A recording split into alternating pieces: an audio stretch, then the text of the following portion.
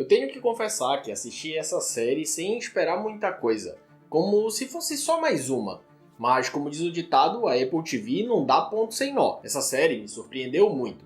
E por mais que não seja aquele tipo de série que te faz apontar um culpado diferente a cada episódio, ela te faz ficar com dúvida entre culpado e inocente durante toda a primeira temporada. Para fechar com chave de ouro, as revelações e o plot twist no final do último episódio me pegaram de surpresa. Eles conseguiram explodir a minha cabeça umas 2 ou 3 vezes em menos de 5 minutos. Bom dia, boa tarde, boa noite, sejam bem-vindos a mais uma cena. Eu sou o Paulo Viegas e antes de continuar, não esquece de deixar seu like aqui no vídeo e de se inscrever no canal se você ainda não é inscrito, porque hoje eu vou te contar o resumo completo da primeira temporada de Acima de Qualquer Suspeita da Apple TV. Agora, pega uma pipoquinha, senta confortável e deixa eu te contar mais esse capítulo. Rusty, subprocurador de justiça de Chicago, vê sua vida virar de cabeça para baixo quando recebe um telefonema informando que Carolyn, sua colega de trabalho e ex-amante, foi brutalmente assassinada. Ele já chega na cena do crime visivelmente abalado, mas precisa manter a postura profissional. E para piorar, a procuradoria está no meio de uma eleição acirrada entre o Raymond, o atual procurador e mentor do Rusty, e o Nico de la Guardia, que conta com o Tommy como seu braço direito. Apesar da disputa, é o Raymond que está no poder, e por isso ele coloca o Rusty no comando do caso. Movido por sentimentos conflitantes, Rusty mergulha na investigação e descobre que Carolyn tinha um ex-marido e um filho, algo que ele nunca soube durante o relacionamento dos dois. Inicialmente ele suspeita do Liam como assassino, um réu do passado, devido à semelhança entre os casos, mas logo descarta essa hipótese. As eleições seguem e Nico sai vitorioso. Já no momento da transição, Rush descobre que Tommy escondeu provas deliberadamente para prejudicar o Raymond, incluindo as impressões digitais do Rush na casa da vítima. Com a pressão, Rush admite o caso extraconjugal, mas a bomba final explode quando Tommy revela que a Carolyn estava grávida, aumentando ainda mais as suspeitas contra ele. Com um novo procurador no comando e as evidências pesando contra ele, Rush percebe que virou o principal suspeito do crime. A repercussão do caso explode e o Raymond fica revoltado por descobrir pelo Tommy que o Rush escondeu dele a relação com a Carolyn e o fato dela estar grávida, porque mesmo que isso não tenha definido a derrota dele, com certeza não ajudou. Tommy, agora no comando, pressiona o Rush para fazer um teste de paternidade, mas ele se recusa, e ao chegar em casa, decide contar toda a verdade para sua esposa. Devastada, Bárbara força o Rush a expor tudo para os filhos, sem querer que eles descubram pela mídia. Ainda tentando provar a sua inocência, Rush revela o caso de uma das vítimas do Liam, a Bunny Davison, e descobre que havia vestígios de sêmen desconhecido no corpo dela, assim como no da Caroline. Mesmo depois de ter estudado exaustivamente o caso na época do julgamento, ele não se lembra disso. E depois de ser confrontado, o legista afirma que isso estava no seu relatório, que o Rush que não leu. E ele não tinha lido mesmo. Ele confiou cegamente na Caroline, e na pressa acabou não lendo os detalhes. Na manhã seguinte, o pesadelo se intensifica. Agentes invadem a casa dele às 6 da manhã, com um mandato de busca e apreensão, afastando ainda mais a família dele. Sabendo que sua prisão é inevitável, Rush corre para o Raymond e pede para que ele seja o seu advogado. Desesperado, ele pede para Rigo, detetive da promotoria, que leve ele até o Liam mais uma vez. Ele praticamente implora para o assassino confessar o crime e revelar o seu cúmplice em troca de um acordo judicial, mas sai sem nenhuma resposta. Apesar disso, ele consegue convencer a Rigo de que não seria capaz de matar a Carolyn. Naquela noite, Rush é preso, e no tribunal todos são surpreendidos quando Raymond surge para ser o seu advogado de defesa, afirmando que foi humilhado por De La Guardia e que Rush é seu melhor amigo. E acima de tudo, ele sabe que o Rush não matou a Carolyn. Para a felicidade do Rush, a sua família também aparece, mostrando um sinal de apoio para o júri. O juiz concede a fiança,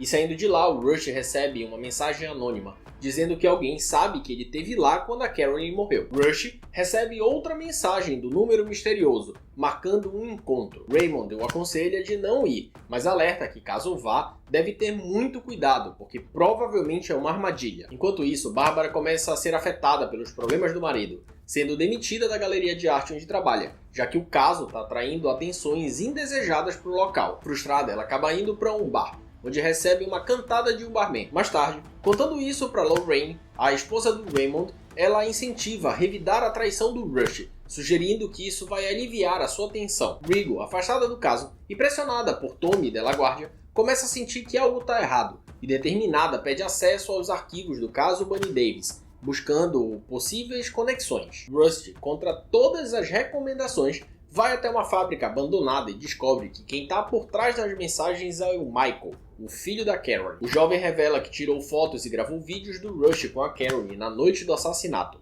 e também diz que já entregou tudo pro Della Guardia. Sabendo que o cerco está fechando, Raymond chama May, uma advogada experiente, para reforçar a defesa. Juntos, os três vão para uma audiência, exigir que a promotoria entregue todas as provas. Quando Tommy e Della Guardia tentam omitir as imagens enviadas pelo Michael, a juíza pressiona e ordena que ele entregue tudo até o final do dia. Em casa, a tensão aumenta quando Jaden, a filha do Rush, pergunta o que a promotoria tem contra ele. E ele, mesmo relutante, decide revelar a verdade. Mas o choque maior vem do seu filho Kyle, que pergunta por que ele simplesmente não se declara logo culpado. Na promotoria, Della Guardia pressiona o Tommy para manter a postura profissional e garantir que a justiça prevaleça e não a vingança pessoal. E nessa cena fica claro que o Tommy não consegue separar os seus sentimentos pessoais do caso. No fim do dia, Rush finalmente recebe as imagens do Michael. Para sua surpresa, as fotos não são comprometedoras. Muito pelo contrário, ele e a Caroline parecem felizes. Mas entre as imagens, uma foto deixa ele em choque. Uma foto do Kyle, encapuzado, passando de bicicleta na frente da casa da Caroline, na mesma noite do assassinato. Rush e Bárbara confrontam o Kyle sobre a foto dele próximo à casa da Caroline, na noite do assassinato. O filho se justifica dizendo que ouviu os pais brigando sobre a traição e quis ver quem era a mulher. A discussão esquenta, Rush se descontrola e é posto para fora do quarto pela Bárbara, que segue ele até a garagem, onde as tensões aumentam ainda mais. Enquanto isso, Tommy interroga Michael e o ex-marido da Caroline, o Dayton. O filho da vítima acusa Rush diretamente, afirmando que viu ele visitando a mãe com frequência. Ele também menciona que Caroline se sentia atormentada por alguém no trabalho de quem ela não conseguia se livrar, insinuando que esse alguém era o Rush. Mas o Tommy reage de forma estranha, parecendo desconfortável com a declaração. Rigo avança sua investigação e descobre de quem era o sêmen encontrado no corpo da Bunny Davis, levantando a suspeita de que o Reynolds tinha um cúmplice. Ela e Rush vão atrás do suspeito, o Brian,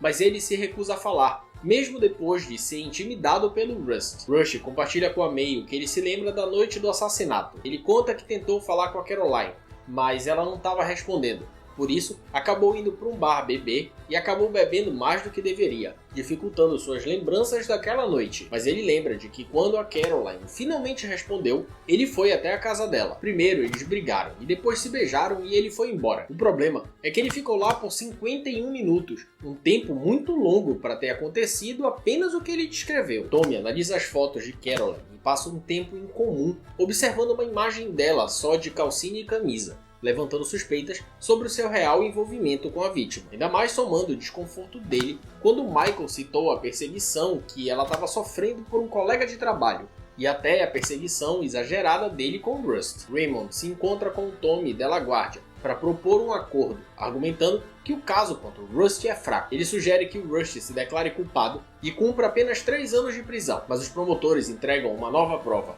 um documento do legista Kumagai, que mostra que ele encontrou o DNA do Rust embaixo das unhas da Caroline. Naquela noite, Raymond liga para o Rust e conta a descoberta. Rust nega veementemente, dizendo que isso foi plantado pelo Tommy e o Kumagai, porque a Caroline nunca arranhou ele. Mas enquanto os dois conversavam, alguém bate na porta da casa dele violentamente. Quando ele abre a porta, quem tá lá é o Ratzer, aquele que foi cúmplice no caso Bunny Davis. Ele tá bêbado e diz que foi ameaçado e que vai acabar com o Rust. Com Raymond ainda na linha, Rust perde o controle, abre a porta e começa a espancar o cara. No final, o Ratzer consegue escapar, deixando o Rust ainda mais desestabilizado. Rust, ainda obcecado em provar a sua inocência, tenta invadir a casa do Ratzer assim que ele sai com a esposa. No entanto, Ratzer volta inesperadamente e os dois se encaram em silêncio. Após um momento de tensão, Rust consegue convencer ele a ir até o escritório do Raymond para discutir os casos e esclarecer a sua relação com o Liam. Enquanto isso, o Tommy relembra um momento delicado com a Caroline,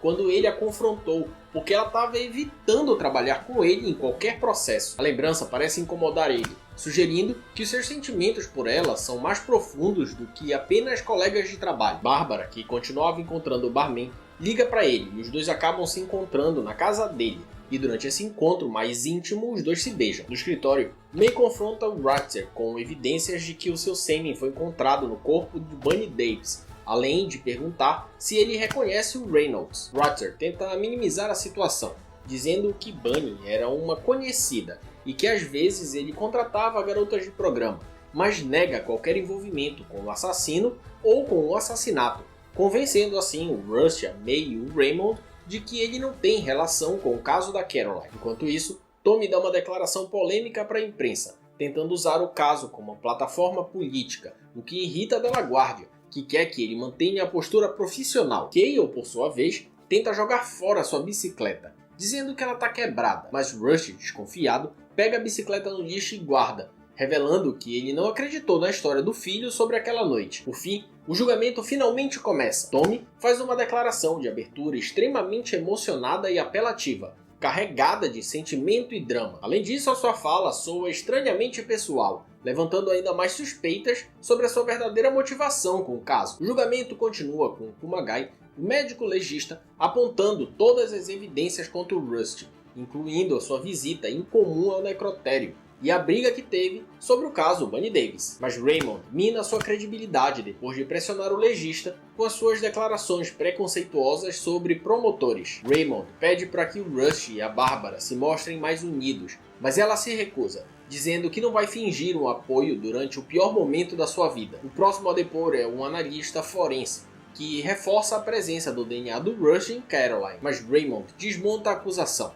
forçando o perito a admitir que um simples beijo poderia explicar os vestígios. Em seguida, quem vai é a Lancaster, a RH da procuradoria, insinuando que Rusty e Caroline estavam brigando antes do assassinato. Mas May vira o jogo, revelando que a pessoa que estava perseguindo a Caroline no trabalho era o Tommy, o que resultou, inclusive, em uma queixa contra ele, abalando assim a credibilidade da promotoria. Naquela noite, Bárbara confessa para o Rusty que beijou o Clifton, o que gera uma briga entre os dois. Rusty, exaltado, segura o braço dela com força, mostrando um lado mais agressivo, que levanta dúvidas sobre o seu temperamento. No dia seguinte, Bárbara não comparece ao tribunal, para evitar ouvir as mensagens trocadas entre o Rusty e a Caroline. O julgamento avança com Michael, filho da Caroline, testemunhando contra o Rusty, inclusive acusando ele diretamente. Mas quando Raymond vai assumir a parte da defesa, o ex-chefe da promotoria passa mal e desaba no chão, tendo um ataque cardíaco, deixando o tribunal em choque. Raymond se recupera rapidamente,